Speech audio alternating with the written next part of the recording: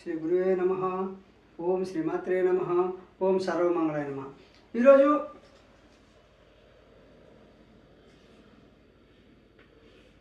ఈ హృదయ రేఖ అనేటువంటిది రెండవ కుజ అంటే ఎంఎన్ మార్స్ నెగిటివ్. ఎంఎన్ రేఖ రెండవ కుజ అంటే మార్స్ నెగిటివ్ రేఖ. ఈ హృదయ రేఖ అనేటువంటిది ఎంఎన్ కుజులాలుగా గురు శుక్రస్థానముల మధ్య, ఇది గురుస్థానం, ఇది శుక్రస్థానం, ఇది ఈ మధ్యలో నుంచి విధంగా ఇది చూడండి. ఈ విధంగా హృదయ రేఖ అనేది ఈ మధ్య నుంచి రెండవ కుజ నుండి మార్చి నుంచి బయలుదేరి వెళ్దాం. ఆ రేఖ బాగలేకపోతే ఫలితం గత వీడియోలు చెప్పుకున్నా. మధ్య హృదయ రేఖ అంతమైన భార్యాభర్తలకు సంతతి ఉండదు. భార్యాభర్తలకు ఈ విధంగా హృదయ రేఖ అనేటువంటిది ఈ రెండవ కుజ నుండి ఈ విధంగా రెండవ కుజ అంటే గురుస్థానం కింద శుక్రస్థానం మధ్యలో ఉంటుంది. ఈ మధ్యలో నుంచి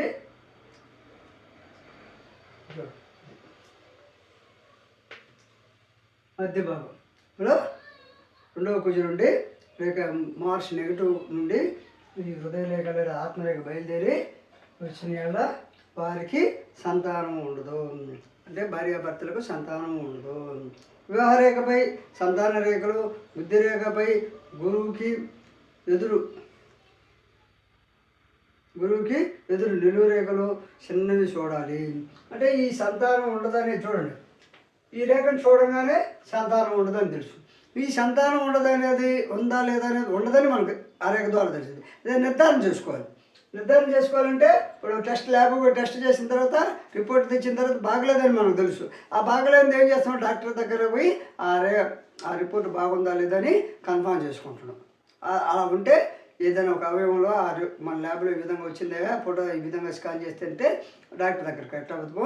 ఈ యొక్క హృదయ రేఖ లేక ఆత్మరేఖను చూసి ఈ విధంగా రెండో కుజ నుంచి బయలుదేరింది కాబట్టి సంతానం ఉండదని చెప్పచ్చు. అయితే ఈ సంతానం ఉండదని జరిగింది మళ్ళీ కన్ఫర్మ్ చేసుకోవాలి. కన్ఫర్మ్ చేసుకోవాలంటే ఇక్కడ వివాహ రేఖ ఉంటుంది. ఇక్కడ ఈ వివాహ రేఖ మీద విధంగా నిలువు రేఖ ఉంటాయి. చూడండి, ఇది వివాహ రేఖ, నిలువు రేఖ ఉంటాయి. అదేవిధంగా ఈ బుధస్థానంలో ఈ గురుస్థానంలో నిలువు రేఖలు, ఈ గురుస్థానంలో నిలువు రేఖలు. వివాహ రేఖ పైన ఈ వివాహ రేఖ పైన సంతాన రేఖలు చూడాలి. అదేవిధంగా బుద్ధి రేఖ పైన గురువుకి ఎదురు అంటే ఇది చూడండి, ఇలా లేదు పైదాకా బాగుండే.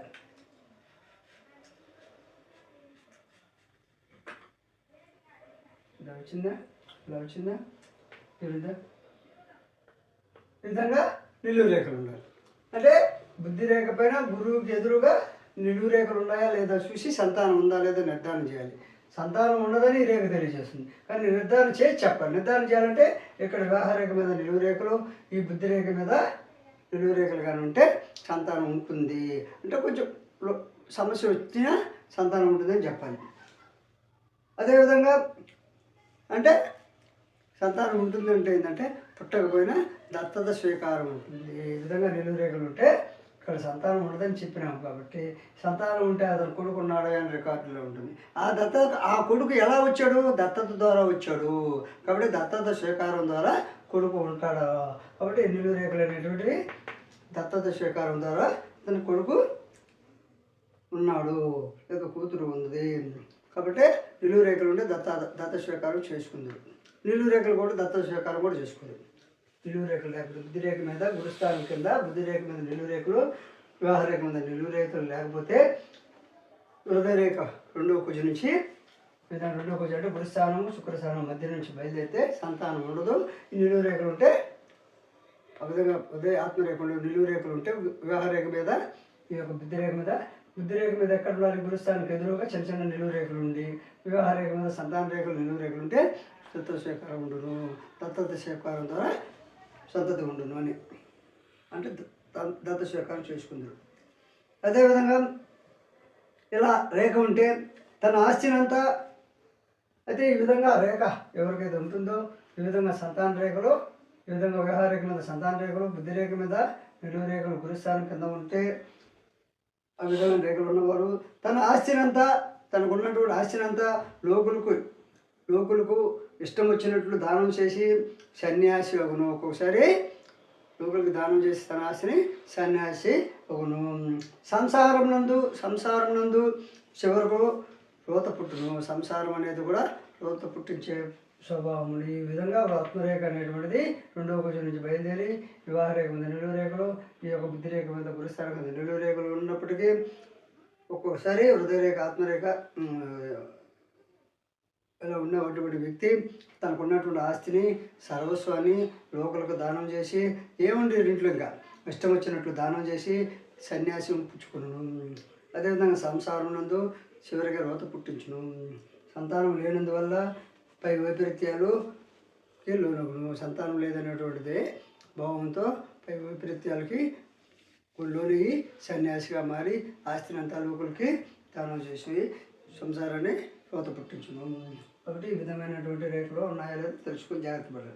అదేవిధంగా హృదయరేఖ లేక ఆత్మరేఖ, హృదయరేఖ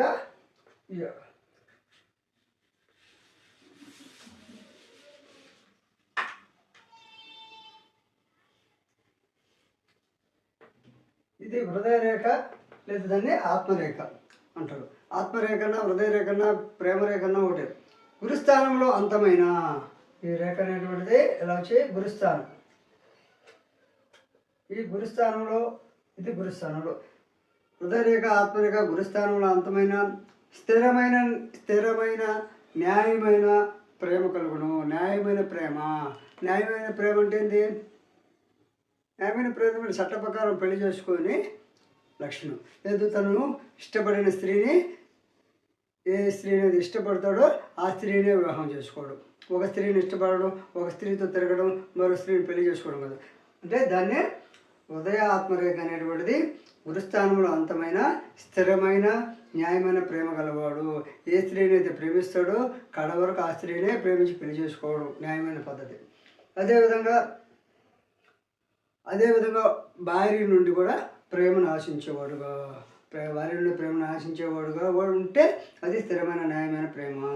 భార్య ప్రేమ పొందుటకు తన సర్వస్వమును దారిపోయాను. అంటే తన భార్య యొక్క ప్రేమను పొందేదానికి తన యొక్క సర్వస్వమును కూడా దారపోసేవారుగా ఈ ఆత్మరేఖ హృదయరేఖ గురుస్థానం నుంచి బయలుదేరిస్తే ఉండును. అదేవిధంగా భార్య అందగతిగా ఉండి తన లాభం వల్ల లాభం పొందును. అదేవిధంగా ఇలాంటి వ్యక్తులకి భార్య కూడా అందగతిగా ఉండి తన లాభం వల్ల భార్యకు వచ్చే లాభం వల్ల కూడా ఇతను లాభం పొందును. అదేవిధంగా నిజమైన ప్రేమ రేఖ అనేటువంటిది గురుస్థానం నుండి ఆత్మరేఖ అనేటువంటిది బయలుదేరి వస్తే అలాంటి రేఖ గల వారు నిజమైన ప్రేమికులు. నిజమైన ప్రేమ రేఖ అని కూడా చెప్పవచ్చు. అదేవిధంగా శని స్థానంలో అంతమైన ఈ రేఖ అనేటువంటిది ఆత్మరేఖ లేదా హృదయరేఖ అనేటువంటిది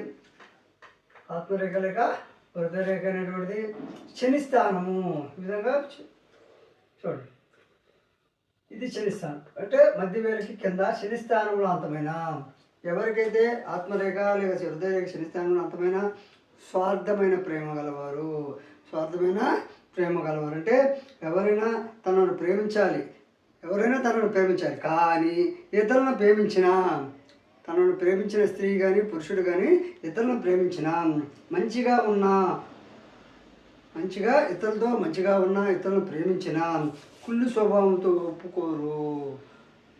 అంటే శనిస్థానం నుంచి ఆత్మరేఖలు బయలుదేరిన వ్యక్తులకి ప్రేమ స్వభావం ఎలా ఉంటుందంటే స్వార్థమైన ప్రేమ గలవారు ఉంటారు. ఎవరైనా తనను ప్రేమించాలి కానీ ఇతరులను ప్రేమించకూడదు, ఇతరులతో మంచిగా ఉండకూడదు.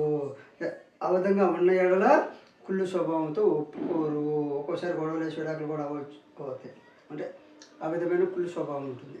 ఇంకా అంటే ఇద్దరు రేఖలు చూస్తే కానీ ఒకరి రేఖ ఉంటే ఆ స్వభావం ఉంటుంది. అదే రెండో స్త్రీకి కానీ పురుషుడికి కానీ ఆ విధంగా కూడా స్వభావం ఉంటుంది. ఇద్దరు చూస్తే కానీ తెలియదు. అదేవిధంగా గురుల్లో అంతమైన నిజమైన ప్రేమ గురుస్థానంలో ఈ రేఖ గురువులో పూర్తిగా అంతమైంది. ఇది గురువులో పూర్తిగా అంతమైన గురుస్థానం గురువులో పూర్తిగా అంతమైన నిజమైన ప్రేమ రేఖ. ఈ రేఖ అనేది గురుస్థానం పూర్తిగా అంతమైతే అదే నిజమైన ప్రేమ.